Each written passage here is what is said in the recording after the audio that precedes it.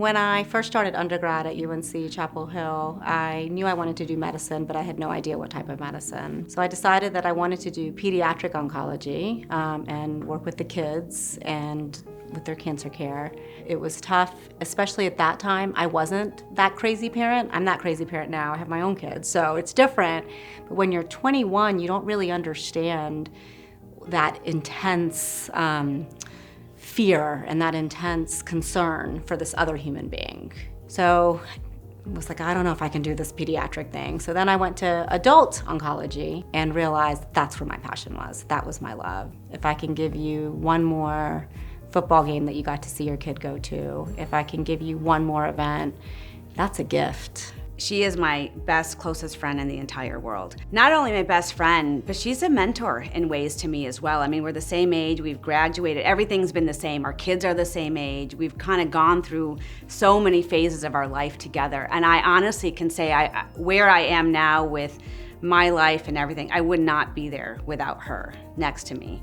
Dr. Shah and I met coincidentally at an orientation at a hospital. We were one of the only two women in the room, so we kind of automatically, I think, just flocked to each other. There were some women oncologists, obviously, and some women cardiologists, but it was nice to have that, to see that there were other women in our generation that were being pioneers in their field. She and I are so ridiculously similar. It's a little scary. People will see us and people will just call me, hey, Dr. Shah, how are your kids? I'm like, oh, they're fabulous. I don't even correct anybody anymore. I'm like, whatever, this is fine. It was so fun. It would happen every day. She would get asked or I would get asked about each other.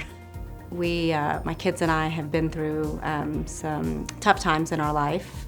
We lost their father, my husband, at a very young age, completely unexpectedly.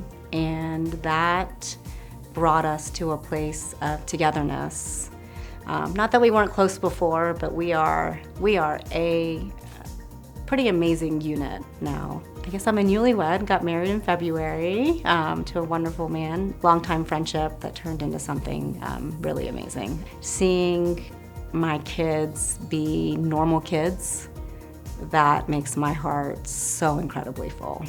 I rarely will take a minute for myself, and if I do, I'm almost a little panicky about it, but to me, that is my guilty pleasure. If I can get 30 minutes to myself to do whatever it may be, to do nothing, to have a glass of wine on the porch, whatever it might be, that I think that's actually my guilty pleasure. So I'm actually extremely competitive.